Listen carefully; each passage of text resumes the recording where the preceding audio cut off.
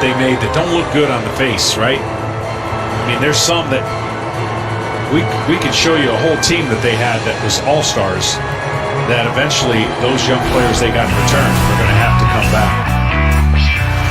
Ian Anderson, four-seam fastball, and that changeup is a fantastic pitch. Curveball has to get a little bit closer to the enticement of the hitter swinging at it, which would make that three-pitch mix and not put so much pressure on the fastball command. He's straight over the top, so the ball's not going to move much from a fastball standpoint. So location for him is more important than movement because he has less movement, so he needs more location on his fastball, and then just let that changeup float in the middle of the zone. Hitters aren't going to hit it. That was StatCast powered by Google Cloud. Also, 19 whiffs in his last start. That was the most by a Braves pitcher in a game this year. And keep in mind, this is a Braves rotation that includes Max Fried, who is a Cy Young candidate in the National League.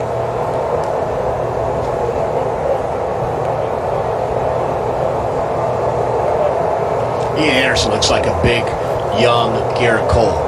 You know, and it's funny, with the four-seam fastball we were talking about, not a lot of movement, that four-seam fastball is where you can change directions with it, where Jose Urena, like we're talking about, everything seems to be a two-seamer. And the four-seamer, Garrett Cole, I remember talking to Brian McCann about how he gave up a bunch of home runs on his two-seamer the year prior of him going to Houston, changed it, went to the four-seam fastball, and now you're able to change eye levels. So, you know, an inning ago, mostly you were talking about, as a hitter, that's a big deal, because you're able to elevate that four-seamer a lot easier than the two-seamer.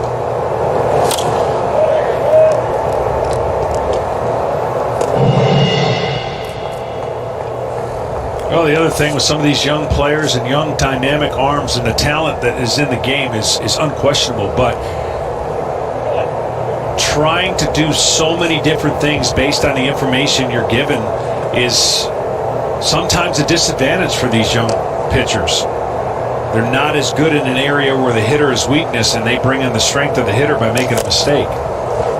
In other words, pitch off your strengths and then every once in a while adjust to what the hitter's doing to you, because I think the information of pitching to a weakness of a hitter may not be the strength of the pitcher, and they're always trying to squeeze it in that one area. That's why the walks go up, the hit batsmen go up, the homers go up, and yes, the strikeouts go up in all of those scenarios. The pitch count is up.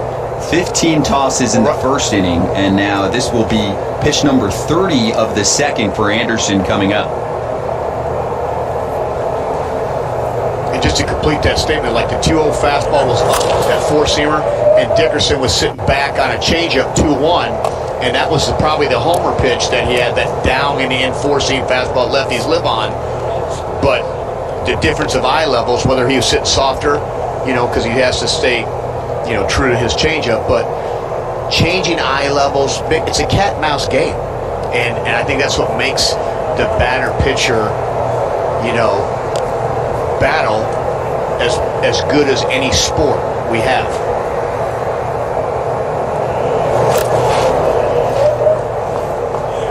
Full boat to Dickerson with Rojas and Alfaro on board.